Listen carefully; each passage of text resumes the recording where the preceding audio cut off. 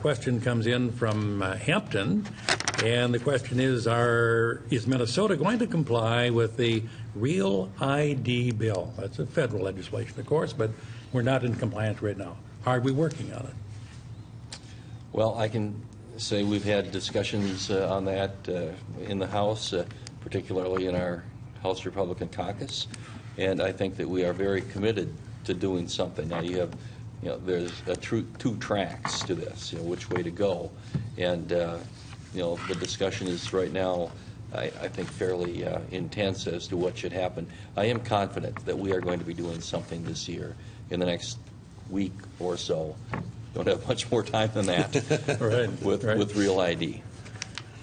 So the question and the concern is being in compliance with the federal regulations, and you're working toward it, and you think it will be a done deal? I think we'll get it done. I'm hearing the same thing, and you want to be able to allow somebody to get on an airplane. A couple things that pop up is, data privacy is an issue that floats out there, and then the cost. I know the cost is less. We talked about this a couple of weeks ago too. It's just to make sure that if you get somebody who's on a fixed income, how are you going to make sure that you haven't increased the cost, and so keep the cost factor down, and also assure that we're compliant. The data privacy is a big issue. Yep. That is the big issue. The data privacy. That is the big issue.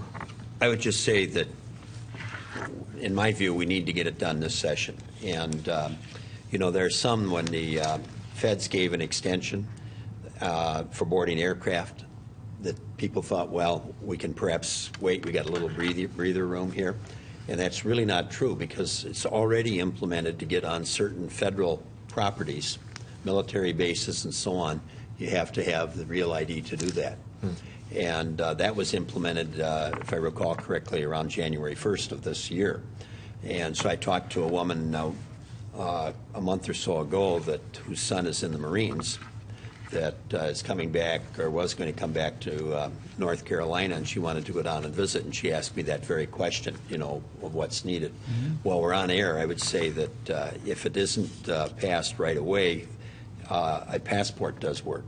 But for most people, they don't necessarily have a passport, and I think it's important to get that resolved. Part of the discussion is whether there's going to be one track or two tracks, whether people can opt out if they choose for privacy reasons not to get the Real ID, and then there's the other track where you would have the Real ID that would work for getting on military bases and other federal properties as well as aircraft.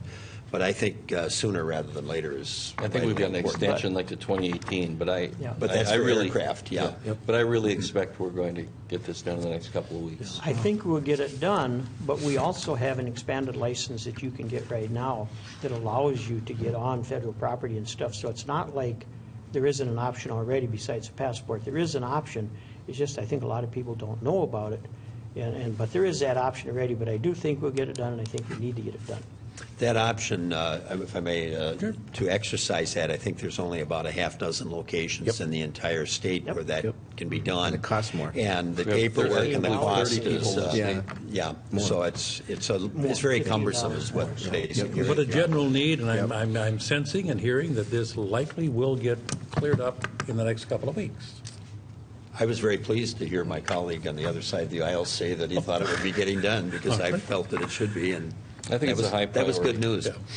But we want to keep in mind that when the legislature voted on this last time, it was 200 to 1. So 200 people felt that we needed to put the brakes on it. So we just want to keep that in mind, too, that it had basically 100% support last time in 2009 when it was voted on not to comply. So trivia, who was that one vote, Gary? Do you know? I don't know. I don't.